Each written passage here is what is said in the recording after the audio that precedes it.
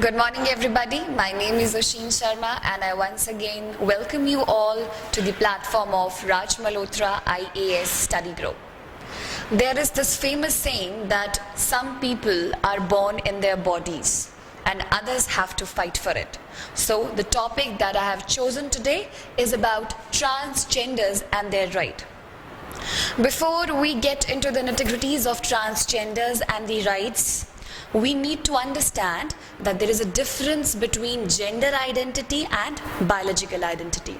When I'm saying biological identity, it means the sex, the nature of the sex you were at the time when you were born, if you were a female or a male, right?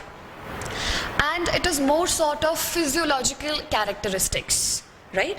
But when I say gender, gender somewhere is a socially constructed role which has been assigned by the society, right? Its attributes, functions, behavior, and whatever the society feels compatible and whatever the society thinks that it is respecting the norms of society, that is a form of acceptable gender role. So gender identity is somewhere the inner sense of what you feel. You feel like a male or you feel like a female or you feel both, right? So this was the difference between gender and sex that you need to understand first of all, right? Today, before discussing transgenders, we need to know their population. They are about 25 crores globally and around 4,90,000 in India itself. There was this official census carried out this year by India, and their rank has been around, the number has been around 4,90,000. So 4,90,000 makes them a minority somewhere. So we need to protect our minorities, and it has been the principle enshrined in the constitution too. So time has come that we value and dignify their life. So we need to understand what is the global scenario when it comes to transgenders. And the transgenders, for example, I would like to take example of Germany, the LGBT rights. Germany has legalized the same-sex marriages. 4 days back in Hindu, you can see a gay couple was getting married. So a matter of honor that rights of these people have been dignified and accepted by Germany. The same goes for France and Britain, etc. They've also recognized the marital rights of these people. Now let's talk about India, right?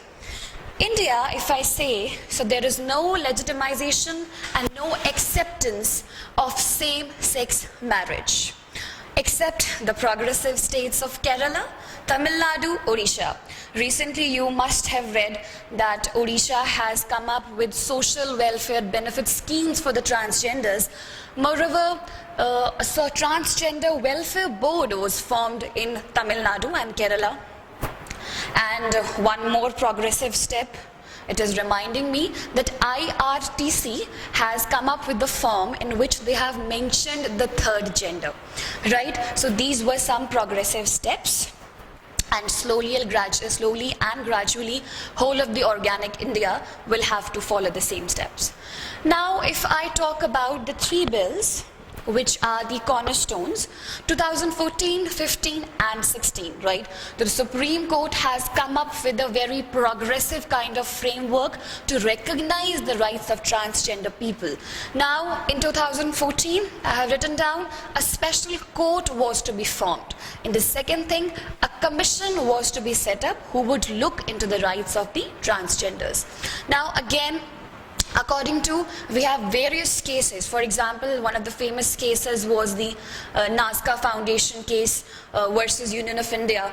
And then we have this Kaushal versus NAS Foundation. And the famous NALSA case versus Union of India to 2014. And there came the Supreme Court's NALSA judgment. So according to these NALSA judgment, I'm sorry. Okay, the first important step that we need to recognize, and Supreme Court said that right to choose gender is a part of right to life, Article 21, and right to life equates to right to live a life with dignity. So right to choose gender was equated in terms of right to life. First step. Second, it was mentioned the Supreme Court has addressed and advocated the government to include third gender in all possible, in all government documents, right? So I have already given you example, IRTC ka form, right? And then third, we'll talk about their quota. So you must have heard when this thing was in news and debate that they will be accommodated in the reservation category of OBC community, right? So that is a wonderful step if that happens soon. But we need to understand that the reservation in terms of the government jobs as well as the electoral seats is still to be heeded to, right? And what about the transgenders and the reservation in terms of education, etc.? When it comes to the people, the transgenders who are ST and SC in nature, right? Here, this have already and only talking about the people who were of OBC nature, right? The next thing we need to understand is that the Jat case. Now you'll say that how the Jat case, the famous Ram Singh case and versus Union of India 2015, how is it related to transgender case? So I'll tell you how it is linked. Now in case of Jat case, Ram Singh versus Union of India 2015, Supreme Court straightforwardly, outrightly quashed the attempt and said that reservation should not be solely based on caste, right? So caste-based reservation should be discouraged and affirmative action should be taken for the people who actually deserves it, right? So pointing straight towards the transgender people. Now next, you also need to understand that what was the changed scenario in 2015. You can see if I compare 2015 and the bill of 2016, that is very recent in nature, the definition was better, right? They are defining it, they are either male or they are female or others. If I tell you about the definition of 2016 bill, you will be somewhere amazed. So the government is saying, who is a transgender? A transgender is a person who is partly male, partly female, or combined, and their sex should not match the sex at the time of their birth. So this is a definition, right? We will be discussing soon the loopholes of the 2016 bill. So I have already covered the 2014 bill and the various steps. Okay, we have this thing, the expert report. Now expert report was of Ministry of Social Justice and Empowerment, and this particular expert report was given a green signal by the Supreme Court to ponder over, seriously ponder over the plight of the people, these people, in matters of their identification. Second, sex reassignment. Third, to prevent their exploitation, right? And fourth, again, their legal avenues should be widened up.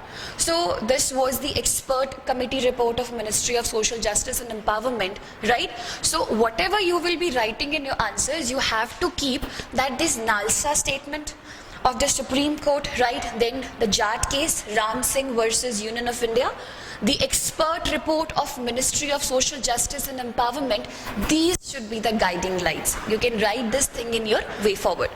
Moving on, let's talk about the main topic, that is what are the loopholes of Transgender Protection of Rights Bill 2016. As I've already mentioned, the definition is very vague, ill-defined definition, right? They are not defining who are trans men, who are trans women, or who are intersex variants, right? The provisions are not at all defining it well. The second, let's move on to no right to choose gender. As we have seen here in the NALSA case, the right to choose gender was there, right?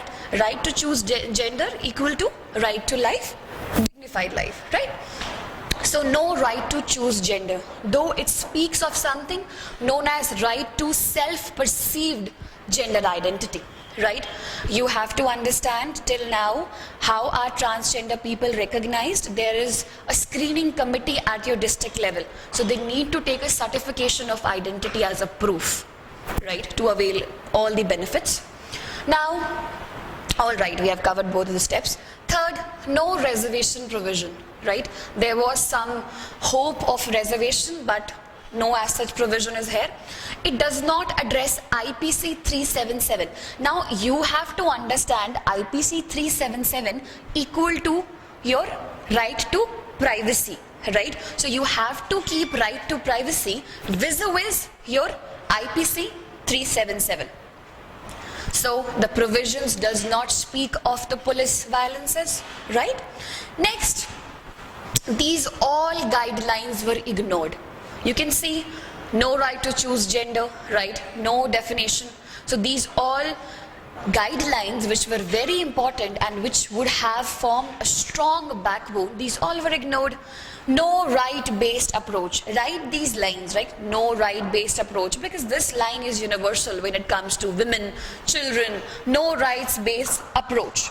Last, what about the violence and the discrimination faced by these people by their whole, or I would say by their own natal family? So what about those violences? Who will address them? And this also is a very important part, that the present communities of these transgenders, how are they supposed to avail the existing social welfare benefits, right? These people are also human. So this is also something that this Transgender 2016 bill is lacking. Now, I would again say this bill has somewhere failed to emotionally connect with the transgenders, right? And the golden triangle. So what is the golden triangle? The triangle, the contours are Article 14, right to equality, Article 19, freedom of speech and expression, Article 21, right to life, and now right to privacy as well. Right? So these were few Transgender 2016 bill loopholes. So what are the way forwards, right?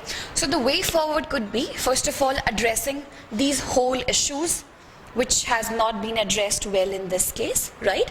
And the Nalsa judgment, the Ram Singh judgment, right? Expert committee of Ministry of Social Justice and Empowerment. These committees should be kept as the torch bearers or the guiding light when it comes to follow provisions and form provisions for the protection of transgenders, right? And this topic becomes very important not just for your polity, right, GS2, and again for your social issues, and again it becomes important for your ethics. So it's a multi-dimensional topic and you have to prepare it from all angles. And you can also add for ethics that Gandhiji has said the dignity of life, right? He has propounded this, and he has also mentioned the crisis of conscience or the voice of conscience, right? What he has said that the human voice cannot travel that much distance, right? The distance which could be traveled by small voice of conscience. So we as humans, we need to understand that our religious and cultural norms of the society should not become an obstacle for giving them what they actually need. And that's all for the transgender bill today. Thank you so much. Have a good